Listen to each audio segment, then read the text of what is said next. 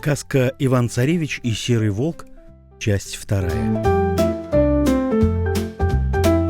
Праздновал Иван-царевич свадьбу с Еленой Прекрасной 3 дня и 3 ночи. И однажды, когда все гости спали, откуда ни возьмись, ворвались к Ивану цари Афрон и Кусман. «Нашли мы тебя, обманщик бессовестный», — сказал Афрон. «Ты подсунул нам волка позорного вместо коня и царицы, и думал, что тебе это с рук сойдет. Но не тут-то было. Мы пришли судить тебя по закону гор, отрубим тебе руку за воровство». «Что за дикое средневековье?» — занервничал Иван. «Мы же современные люди. Да и не крал я ничего. А коня? А жар-птицу?» — крикнули хором Афрон и Кусман. «Какую такую птицу?» — прикинулся дурачком Иван и попятился к открытому окну. «Да вот эту, которая у тебя в клетке сидит», — сказал Афрон и показал на клетку в комнате. «Ах, и эту!» — проблеял Иван и распахнул клетку. Потом вдруг взял ее за хвост и выпрыгнул в окно, и она его понесла по небу. «Уйдет!» — закричал Афрон. Кусман выстрелил из лука прямо в жар-птицу и попал ей прямо в хвост. «Ты зачем птицу убил?» Афрон от ужаса закрыл лицо и застонал. «Птичку жалко». «Да ничего с ней не случится», — сказал Кусман. «Это снотворное. Завтра проснется как новенькая и ничего даже не вспомнит». Афрон облегченно вздохнул.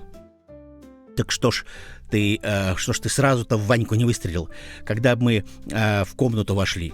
Клопола было бы меньше. Он бы заснул, а мы бы его в тачку погрузили и в лес отвезли. А там бы по совести с ним, да по морде, да по морде».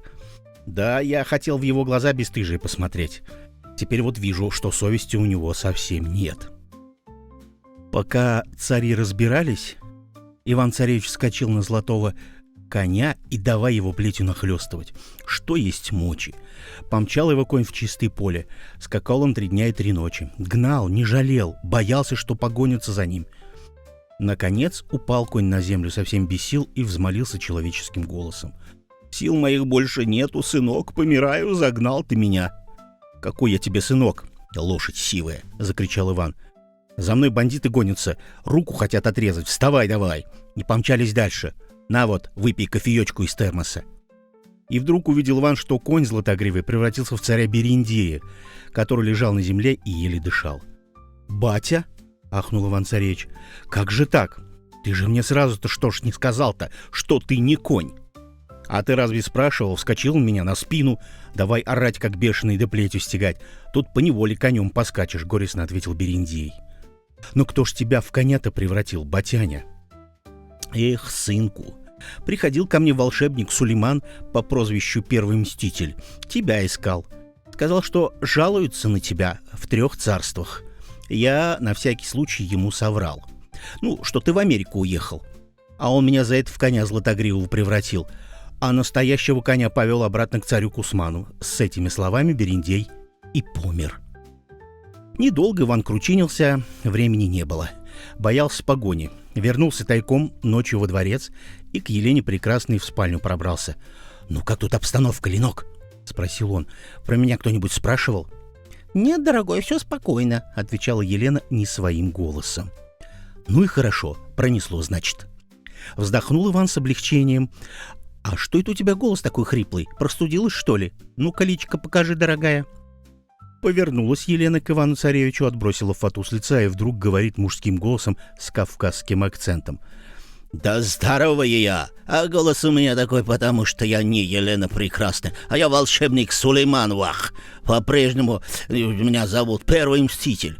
Я наказываю врунов и жуликов. Мой девиз: у волшебника Сулеймана все по-честному, без обмана». Иван-царевич так свалился с кровати от неожиданности. А Сулейман достал волшебную палку из рукава и объявил грозно: «Сейчас я тебя наказывать буду. Меня послал царь Далмат. Ты у него из сада украл прекрасный персик. Его единственная дочь Елена Прекрасная. Хорошо, что я вовремя его заметил, а у нее сам превратиться в нее успел и с тобой поехать. Теперь вижу, у вас тут целая берендейская банда. А тебя Иван разыскивает в 3 царствах за воровство, похищение и двойное убийство. За твою голову 3 раза по полцарства дают». «Да не убивал я», — заныл Иван-царевич. «Это все серый волк. Он моих братьев разорвал, Елену он похитил, воровать меня тоже заставил». «Я так и знал», — воскликнул Сулейман и хлопнул рукой по столу. «Опять этот вредитель». «А вы что, его знаете?» — с надеждой спросил Иван-Царевич, вытирая сопли. «Да я давно за ним охочу», — сказал Сулейман. «Это тот самый тамбовский волк по кличке Оборотень в погонах.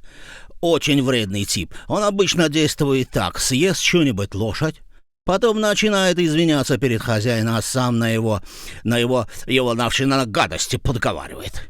Украсть что-нибудь или еще что похуже. Это конеподстава называется».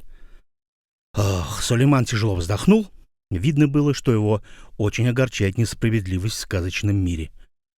«С плохой компанией ты, Ваня, связался. Вел себя как настоящий дурак, а не как царевич». Сулейман задумчиво почесал бороду и сказал решительно: «Быть тебе за это отныне не Иваном-царевичем, а Иванушкой-дурачком, пока не исправишься». Иван хотел уже кочергой Сулеймана стукнуть, но тот взмахнул волшебной палочкой, и в ту же секунду Иван-царевич превратился в Иванушку-дурачка.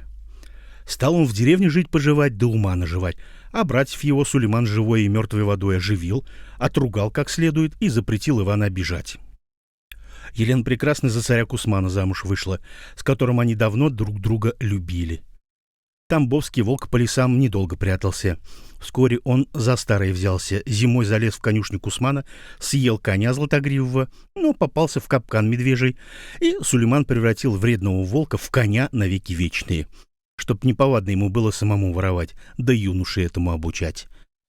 Так и стоял на страже справедливости в 30-м царстве и в 39-м государстве первый мститель по имени Сулейман, пока не пришел ему на смену дядька Черномор по кличке Железный Человек. Тут и сказочки конец. А кто слушал — молодец.